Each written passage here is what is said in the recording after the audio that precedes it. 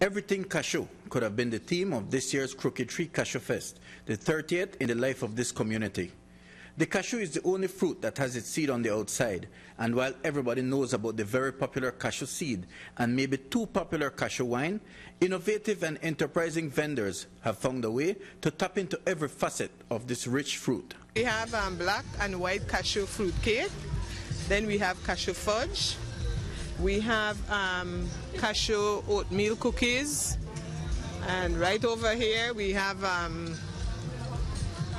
cashew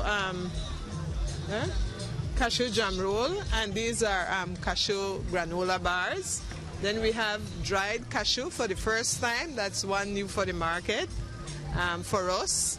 And then we have cashew nuts. We have cashew jam, stewed cashew, cashew wine, cashew syrup.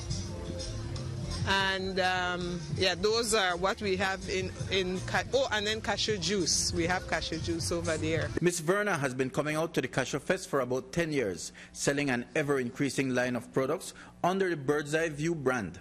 It's a lot of work, really hard work. But if the response of the crowd on Saturday was any indication, it's paying off. I guess because we make it with a lot of love, lots of love. You know, and we put our everything into it. I mean, when Cashew Festival is coming around, we can't say we drop everything else, but that takes priority. Charles Belgrove understands that priority. He's been making wine for over 55 years and is one of the longtime favorites at the Cashew Fest. He does the ever-popular cashew wine, of course, but he's gone far beyond that. I have several different qualities of wine, homemade wines. I have cashew, I have cassava, blackberry, ginger. I have the tonic, the bitters, and then I have some very old, I have sorrel. I also have some stewed cashew. I have some very old, 15 and 20 years old wines here of berry to sell. In terms of what is required to make the wine, Belgrove says it's only sugar and yeast. But the difference lies in the process itself, and he should know, since every year he brings out 40 cases of wine and sells every bottle. It depends on what they are doing and how they ferment the wines, how long they ferment it, how they purify it.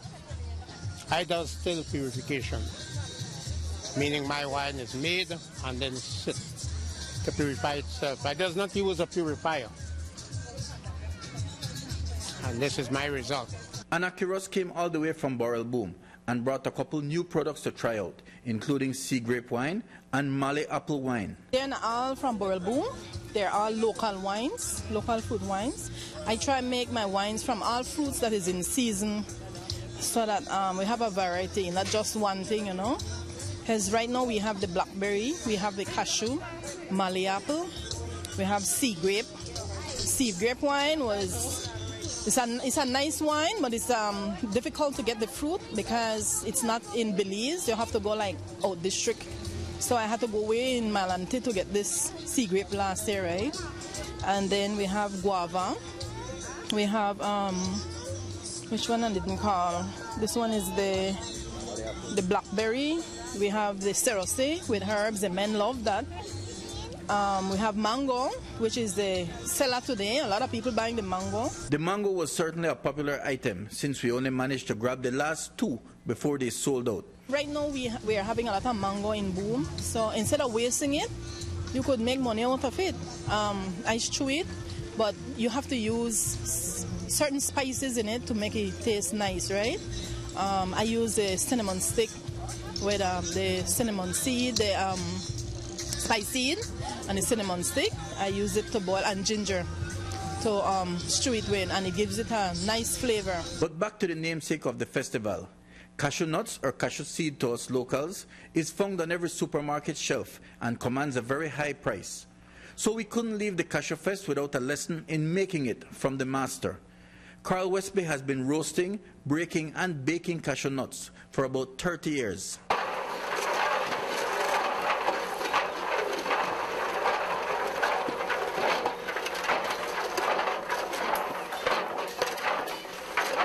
To use the pine wood. And you see how I do it right there? You have to wait until the pan gets hot, So you take it off after it's catch in the pan. Then you out it with this bush. Then after that, you put some thing on it, some ashes or some flour, so that the grease doesn't bother your hand a lot. So after that, you start to break them, and after that, you put it in the oven and bake it. Then you peel it off, and it came out just like the one that I showed you just now that I gave you guys to eat. That's the way it came out. There was a lot more to the Crooked Tree Cashew Fest, including dancing, horseback riding, arts and craft, and even rice beating. Belizeans from every corner of the country anticipate this festival every year, and so do the vendors, who say that even when the preparations get overwhelming, they do it for the people. The response from the people is great. Sometimes, you know, when you're working so hard and you say, wow, am I going to get through all this? And then you think about the people and all your customers, and as soon as the festival is coming around, you start getting phone calls. Are you going to be there? Will you? So, you know, the people really have a lot to do with us, you know, with the efforts that we're making, because they look forward to seeing us out here. Your cashew so sweet, Miss Elsa. Your cashew so nice. Your cashew so sweet, Miss Elsa. He's sweeter than sweet. Mike Rodon for News 5.